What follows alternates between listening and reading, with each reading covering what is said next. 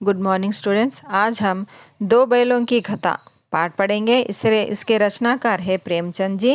प्रेमचंद जी का जन्म 1880 में बनारस के लम्ही नामक गांव में हुआ था। उनका मूल नाम था धनपत राय था। प्रेमचंद का बचपन उभाव में बीता और शिक्षा बीए तक ही उन्होंने पाई है और उन्होंने शिक्षा विभाग में नौकरी की परंतु असहयोग आंदोलन में सक्रिय भाग लेने के लिए सरकारी नौकरी से त्यागपत्र दे दिया और लेखन कार्य के प्रति पूरी तरह समर्पित हो गए। सन 1936 में इस महान कथाकार का देहांत हो गया है। प्रेमचंद की कहानियाँ मानसरोवर के 8 भागों में संकलित है। सेवा सदन, प्रेमाश्रय, रंगभूमि, कायाकल्प, निर्मला, गबन, कर्मभूमि, गोदान उनके प्रमुख उपन्यास हैं। उन्होंने हंस, जागरण, माधुरी आदि पत्रिकाओं का संपादन भी किया है। कथा साहित्य के अतिरिक्त प्रेमचंद ने निबंध एवं अन्य प्रकार का गद्य लेखन भी प्रचुर मात्रा में किया था और प्रेमचंद जी साहित्य को सामाजिक परिवर्तन का सशक्त माध्यम मानते थे।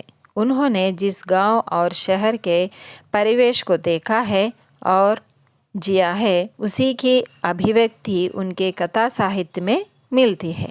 किसानों और मजदूरों की दयनीय स्थिति, दलितों का शोषण, समाज में स्त्री की दुर्दशा और स्वाधीनता आंदोलन आदि उनकी रचनाओं के मूल विषय है। प्रेमचंद के तथा कथा साहित्य का संसार बहुत ही व्यापक है। उसमें मनुष्य नहीं, पशु पक्षियों को भी अद्भुत आत्मीयता मिलती है। बड़ी से बड़ी बात को सरल भाषा में सीधे और संक्षेप में कहना प्रेमचंद जी का और लेखन की प्रमुख विशेषता है। उनकी भाषा सरल है, सजी व मुहावरेदार है। इनके रचनाओं में ज़्यादातर मुहावरे देखने को मिलती है हमें। उन्हें अरबी, फारसी और अंग्रेजी के प्रचलित शब्दों का प्रयोग कुशलतापूर्वक किया है। प्रस्तावना। इस पाठ का प्रस्तावना प्रसंग। आता है याद मुझको गुजरा हुआ ज़माना, आता है याद मुझको गुजरा हुआ ज़माना, वो बाग की बहारें, वो सबका चहचहाना। क्या बदनसीब हूँ मैं, घर को तरस रहा हूँ, साथी तो है वतन में, मैं कैद में पड़ा हूँ। तो यहाँ पर इस प्रसंग के 3 प्रश्न दिए गए हैं, हम उसके बारे में जानेंगे। पक्षी क्या सोच रहे हैं? पक्षी अपने अतीत के बारे में सोच रहे होंगे और एक समय था जब वह अपने साथियों के साथ बाग में रहता था। वे सब वहाँ बहुत खुश थे। यहाँ पर पिंजरे से उड़ गए हैं ना, चित्र में देखिए पिंजरे में से उड़कर चले जा रहे हैं पक्षी। पक्षी स्वयं को बदनसीब क्यों मान रहा है? क्योंकि पक्षी स्वयं को बदनसीब इसलिए मान रहा है क्योंकि वह कैद में है। अगर हम पक्षियों को कैद नहीं करेंगे तो वो बहुत ही आनंद रहते हैं। वह अपने घर को याद करके तड़प रहा है। उसका घर क्या है? पेड़ पौधे। उसे अपने साथी याद आ रहे हैं। पालतू एवं स्वतंत्र जानवरों में कौन अधिक सुरक्षित है? क्यों? पालतू एवं स्वतंत्र, इन जानवरों में अधिक सुरक्षित तो पालतू ही अधिक सुरक्षित होते हैं क्योंकि हम उनकी देखभाल करते हैं। पालतू मतलब हम डोमेस्टिक एनिमल्स, घरों में जो जानवरों को हम रखते हैं, लेकिन उनके रहने, खाने, उपचार आदि की उचित व्यवस्था भी हम कर सकते हैं। और उनको यदि पालना भी है तो हम क्या करेंगे? उनको उनकी स्वतंत्र वातावरण में हमें पालना चाहिए और पशु पक्षियों को बांधकर एक ही स्थान पर नहीं रखना चाहिए और वह पेड़ पौधों को भी हमें नहीं काटना चाहिए और विविधता को खतरा उत्पन्न हो सकता है। हमें जीव जंतु, अगर इस तरह हम पेड़ पौधों को काटते जाएंगे तो जीव जंतु लुप्त हो जाएंगे, गायब हो जाएंगे, क्योंकि उनको रहने के लिए स्थान नहीं रहेगा। और उनके सुरक्षा भी स्थान हमें प्रबंध करना चाहिए क्योंकि जानवर ज़्यादातर जंगलों में ही रहना पसंद करते हैं, पक्षियाँ और पेड़ पर रहना पसंद करते हैं। इसीलिए हमें जानवरों को ज़्यादातर घरों में नहीं पालना चाहिए, उन्हें स्वतंत्रता से रहने के लिए छोड़ देना चाहिए। उनके स्वाभाविक वातावरण मुहैया कराते हुए रखा जाना चाहिए। इस पाठ की भूमिका। दो बैलों की कथा के माध्यम से प्रेमचंद ने कृषक समाज और पशुओं के भावात्मक संबंध का वर्णन किया है। इस कहानी में उन्होंने यह भी बताया है कि स्वतंत्रता सहज में नहीं मिलती, ये तो सही बात है, उसके लिए बार बार हमें संघर्ष करना पड़ता है। और इस प्रकार परोक्ष रूप से यह कहानी आज़ादी के आंदोलन की भावना से जुड़ी है। इसके साथ ही इस कहानी में प्रेमचंद ने पंचतंत्र और हितोपदेश की कथा परंपरा का उपयोग और विकास किया है।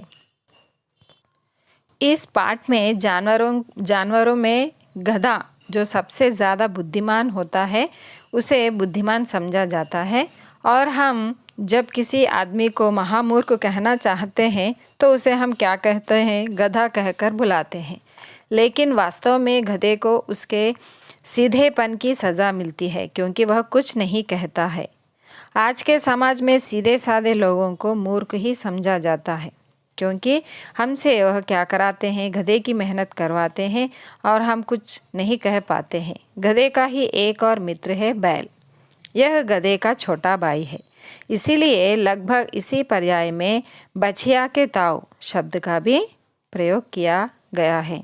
तो इस पाठ में गधे को क्या कहा गया है, बुद्धिहीन, और गधे का छोटा भाई किसे माना गया है, बैल को। इस पाठ में हीरा मोती और झूरी जो है, हीरा मोती जो बैल है उसका मालिक है।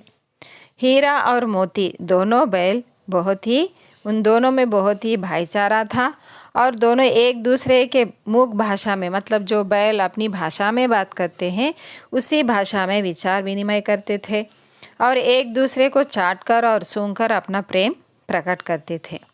कभी दोनों बहुत ही खेलते थे और दोनों साथ में खाना खाते थे, और दोनों में बहुत ही घनिष्ठता होती थी, दोस्ती की घनिष्ठता होती थी, और वह बहुत खेलते थे।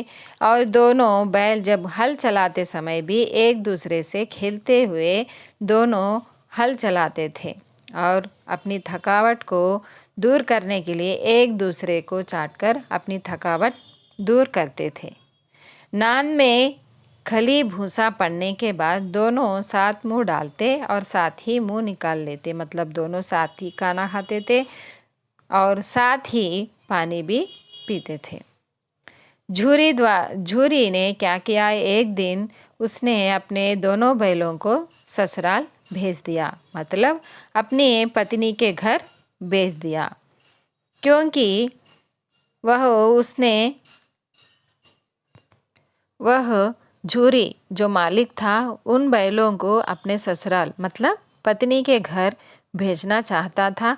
उसका जो साला था, पत्नी का भाई जो था, गया था उसके घर। उन दोनों बैलों को खेत में कामकाज के लिए उसने उसके साथ भेजा, परंतु ये दोनों बैल उसके साथ जाना नहीं चाहते थे। उसी दिन वह दोनों उस गया को उन दो बैलों को ले जाने में बहुत परेशानी हुई, और उसने जिस दिन उस दोनों बैलों को ले गया, उसी रात दो बैल भागकर फिर वापस घर आ गए। जब झूरी प्रातःकाल सोकर उठा तो दोनों बैलों को देखकर वह बहुत ही अचरज हो गया। झूरी ने बैलों को देखकर स्नेह से गदगद हो गया और वह आश्चर्य हो गया, क्योंकि वह उन बैलों को वहाँ पर भेज नहीं सकता था, क्योंकि उसके मजबूरी की वजह से उसने भेज दिया। परंतु उसकी पत्नी फिर नाराज़ हो गई और उसने उन बैलों को भूसा डालने में नौकर से कह दिया कि इन दोनों बैलों को भूसा मत डालो, ये मेरे भाई के घर से भागकर आ गए हैं, ये कामचोर है। इस तरह उसकी पत्नी ने उन दो बैलों को कहा था और उनको खाना पानी का बंद करवा दिया। फिर गया आया, फिर उन दो बैलों को उसने ज़बरदस्ती ले गया और उन्हें बैलों को साथ इस तरह व्यवहार किया उसने कि मारते हुए उन्हें अपने घर ले गया। उसके पास उसके घर में एक छोटी सी लड़की भी थी। बात बात पर उन्हें मारता था गया, क्योंकि वह उसे नहीं सुनते थे।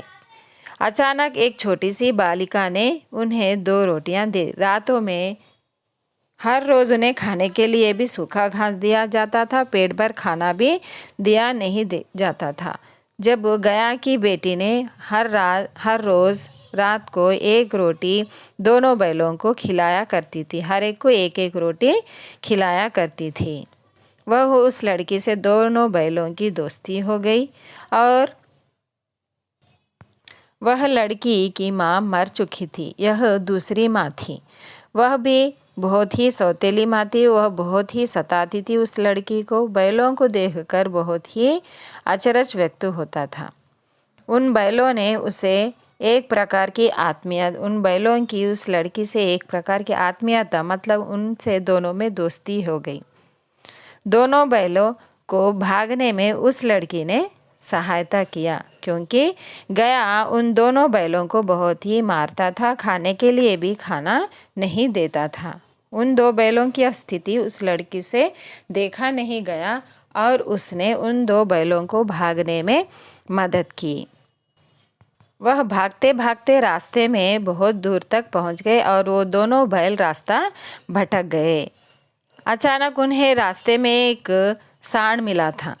सांड वह उनसे लड़ना चाहता था, परंतु ये दोनों एक साथ उस पर लपके और सांड से उनकी शत्रुता कोई नहीं थी, परंतु उन्हें जाना था, वह जाने नहीं दे रहा था और दोनों ने उसको मारा और उसे भगा दिया। बेचारा सांड क्या करता, जख्मी होकर भाग गया और दोनों की विजय के उन्माद में मटर के खेत में चरने घुस गए और रखवालों ने उन्हें पकड़ लिया और उन दोनों को बैलों को कांजी हाउस में दे दिया। कांजी हाउस किसे कहते हैं? जहाँ पर लावारिस जानवरों को बांधा जाता है और उसे कहते हैं कांजी हाउस। वहाँ पर बहुत सारे बकरियाँ थी, घोड़े थे, गधे थे, भैंस थे, सब जमीन पर मुर्दों की तरह पड़े थे। उन्होंने दीवार तोड़ने की निश्चय किया था। किसने? हीरा और मोती ने। अपने साथ वे इन सभी कैद जानवरों को भी आज़ाद करने के लिए निश्चय कर लिया। आखिरकार दीवार गिराकर ही दम लिया। दीवार गिरते ही सभी जानवर भाग खड़े हो गए, लेकिन गधा वहाँ से भागने के लिए तैयार नहीं था। हीरा की रस्सी ना टूट सकी और इसलिए मोती भी वहीं पड़ा रहा। दोनों पकड़े गए। बाद में एक धड़ियल कसाई ने उन्हें नीलामी में खरीद लिया, मतलब जो जानवरों को मार देता है। और वहाँ पर धड़ियल ने दोनों बैलों को डंडे से मारते हुए उसने अपने यहाँ ले गया और दोनों को लगा कि वे अपने घर की ओर जा रहे हैं, क्योंकि उसी रास्ते से वह ले जा रहा था उस हीरा और मोती को। वही खेत थे और वही बाग, मतलब उन्हें पहचाना हुआ राह गांव दिखाई दे रहा था और उन्हें वही गांव मिलने लगे। मतलब वो हमेशा जो उसके मालिक झूरी के गांव से पहचाने जा रहे थे। उनकी चाल तेज़ होने लगी। क्यों? क्योंकि वह अपने गांव को पहुंच रहे थे। मोती ने कहा, हमारा घर नज़दीक आ गया है। दोनों घर की ओर दौड़े और दौड़ दौड़ कर अपने मालिक के पास घर के द्वार पर खड़े हो गए। झूरी द्वार पर बैठा था, धूप खा रहा था, मतलब वह धूप में बैठा हुआ था और बैलों को देखते ही दौड़कर उन्हें गले लगाया। मित्रों की आंखों से आनंद के आंसू बहने लगे, क्योंकि बहुत दिनों के बाद उन दोनों बैलों ने अपने मालिक को देखा था। दड़ियल बैलों को लेने आगे बढ़ा, लेकिन झूरी ने देने से इनकार कर दिया। क्यों? क्योंकि वह बैल उसके थे। मोती उसे गांव के बाहर खदेड़ आया, मतलब वह मोती क्या किया? वह बहुत ही शक्तिशाली था। उसे सींगों से मारते हुए उसे भगा दिया गांव के बाहर। और उसकी सहायता करने के लिए सारे गांव वाले भी उसकी सहायता करने के लिए आ चुके और उस धड़ियल को गांव से भगा दिया। तो इस पाठ से हमें यह सीख मिलती है कि हमें हमारे सीधेपन को लोग कायरता व अशिष्टता समझते हैं। ऐसा ही होना चाहिए। पशुओं के साथ हमें दुर्व्यवहार नहीं करना चाहिए और वे भी सम्मान के अधिकारी होते हैं। नारी पर हाथ नहीं उठाना चाहिए। अनावश्यक हिंसा से हमें बचना चाहिए और उपकार करने वाला घातक भी नहीं करना चाहिए। स्वतंत्रता के लिए संघर्ष करना चाहिए और चाहे उसके लिए कष्ट क्यों ना सहना पड़े। दूसरों को स्वतंत्र कराने का प्रयत्न करना चाहिए, जैसे कि हीरा मोती ने सारे जानवरों को कांजी हाउस से स्वतंत्र दिलाया था। संघर्ष या युद्ध भूमि से भागना कायरता है। जब हम लड़ने के लिए निकलते हैं तो हम युद्ध भूमि में वीर होकर ही हमें लौटना चाहिए। हमें कायरता की तरह भाग नहीं जाना चाहिए। एकता में बल है। एक होकर हम शक्तिशाली शत्रु को भी हरा सकते हैं, जैसे हीरा मोती एक साथ सभी के साथ लड़ते हैं। संकट के समय मित्र का साथ नहीं छोड़ना चाहिए, वह मित्र नहीं कहलाता है। इसीलिए संकट के समय भी हमें हमारे मित्रों की सहायता करनी चाहिए। तो बच्चों, मैं आशा करती हूँ कि आपको यह पाठ समझ में आया हो तो मेरे वीडियो को लाइक कीजिएगा, अपने मित्रों को मेरे वीडियो को शेयर कीजिएगा और मुझे सपोर्ट करने के लिए मेरे चैनल को सब्सक्राइब कीजिएगा। धन्यवाद।